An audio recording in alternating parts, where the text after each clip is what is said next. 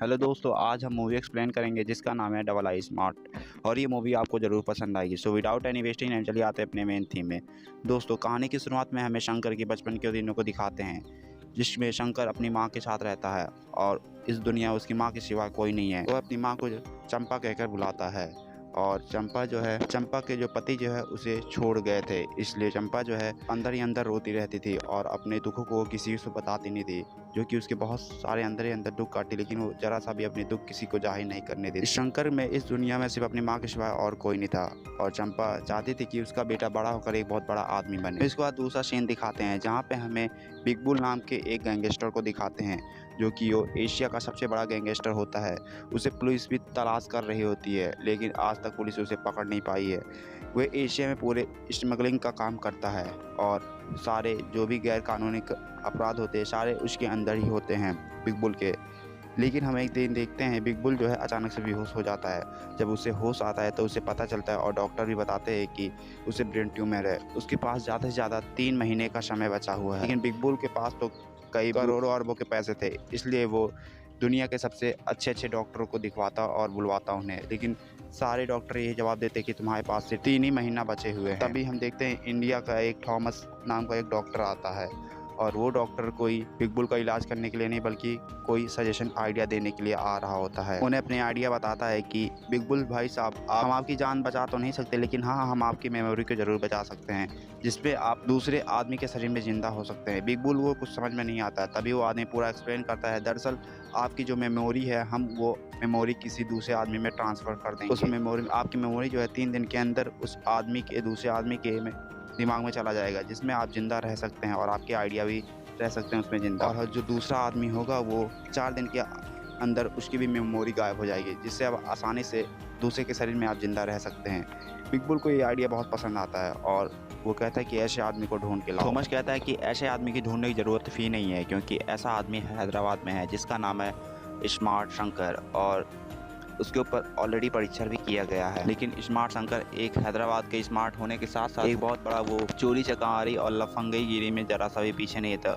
उसकी हर बात पे हमेशा गाली ही रहती है। स्मार्ट शंकर चोर बहुत बड़ा चोरी करता था, जहाँ पे रॉयल कैसीनो और रॉयल क्लब में जाके चोरी करना पड़े वो कर लेता था। यहाँ तक कि उसे वहाँ पे फाइट भी करनी पड़े तो वहाँ से भी वो जरा सा भी पीछे नहीं हटता, क्योंकि इन सब में मामले में वो बचपन से ही ट्रेनिंग ले चुका है। तभी एक दिन वो कहीं जा रहा था, तभी उसे टेम्पो में एक लड़की दिखती है जिसका नाम है जन्नत होता है और जन्नत को उससे पहली नज़र में ही प्यार हो जाता है, इसलिए उसे किसी तरह घर पे उसके पीछा करते हुए आता है। लेकिन बाद में पता चलता है कि दिल्ली से हैदराबाद के लिए कुछ काम से आई है और उसका कमरा जो है शंकर स्मार्ट के घर के बगल ही जस्ट है और उसे मन ही मन कहीं ना कहीं फ्लर्ट करने में लगा रहता था पूरा दिन और उसकी ही पूरे दिन बातें करता रहता था कि कैसे जन्नत को पटाया जाए।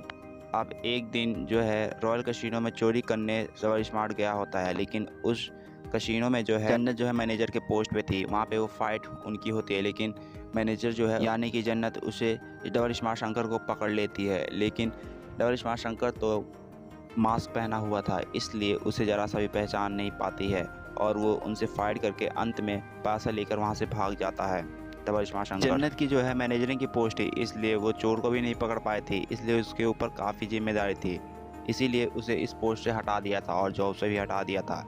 अब इसकी पोस्ट और नौकरी तो चली गई थी जन्नत की, वो घर पे दुखी थी, लेकिन शंकर को ज़रा सा भी फ़र्क नहीं पड़ रहा था, क्योंकि उसके पास बहुत सारे पैसे थे। वो अगर जन्नत के साथ शादी भी कर लेता तो उसके ज़िंदगी आसानी से कट जाती। जहाँ पे हम देखते हैं बिग बुल जो है एटली नाम की एक लड़की को इंडिया में भेजता है ताकि वो शंकर को आसानी से ले आए, लेकिन शंकर को लाना इतना कोई आसान बात नहीं था, क्योंकि जितने उसके मुंह चलते उससे कई गुना उसके हाथ भी चलते थे। फिर हम देखते हैं कि एक दिन चौराहे पे जब शंकर अपने दोस्तों के पास बैठा था तभी वहाँ एटली आती है शंकर के पास और उसके आदमी भी आते हैं, उसे ज़बरदस्ती ले जाने की कोशिश करते हैं, लेकिन शंकर जो है उन्हें ही उल्टा गालियाँ देने लगता है, जिससे उन दोनों के बीच में फाइट भी होती है और उन्हें वहाँ से मार के भगा देता है। फिर ये सब वहाँ पे फिर से बिग बुल के पास जाते हैं और बिग बुल को ये सब जानकर काफ़ी गुस्सा होता है। फिर हम देखते हैं कि जन्नत के घर के बाहर एक दिन फायरिंग होती है और वो डर के मारे शंकर को अपने घर में बुला लेती है, लेकिन हमें बाद में पता चलता है ये फायरिंग और फाइटिंग जो है शंकर ने ही करवाता है। दरअसल उसे प्रोटेक्शन देने के बहाने उसके करीब आने लगता है, लेकिन धीरे धीरे उसे कुछ देर के बाद समझ में आ रहा था कि शंकर जो है ये शंकर का ही चाल पा जाए, इसलिए उसे घर से भगा देती है। फिर हम देखते हैं कि एक शंकर जो है कहीं चोरी करने जा रहा होता है मास्क पहन कर, लेकिन जहाँ पे वो चोरी करने जा रहा होता है वहाँ पे उसे जन्नत भी दिखाई देती है और पता चलता है कि जन्नत भी दरअसल चोरी करने आई होती है वहाँ पे। फिर ये दोनों में समझौता होता है और फिर शंकर को भी समझ में आ जाता है कि जन्नत जो है यहाँ पे उसका चोरी करने का इरादा आता है और फिर ये दोनों मिलकर अपना सब कुछ मामला सुलझते हैं और फिर ये दोनों एक गैंग बनाते हैं और शंकर कहता है कि हम आधा आधा बांट लेंगे। शंकर यहाँ तक के भी सोच लेता है कि वो शादी भी कर लेगा। यहाँ तभी हम देखते हैं कि ये दोनों प्यार में हो जाते हैं। जन्नत जो भी है अब शंकर से प्यार करने लग गई होती है और ये अपना लाइफ स्टाइल काफ़ी अच्छे तरीके से जी रहे होते हैं।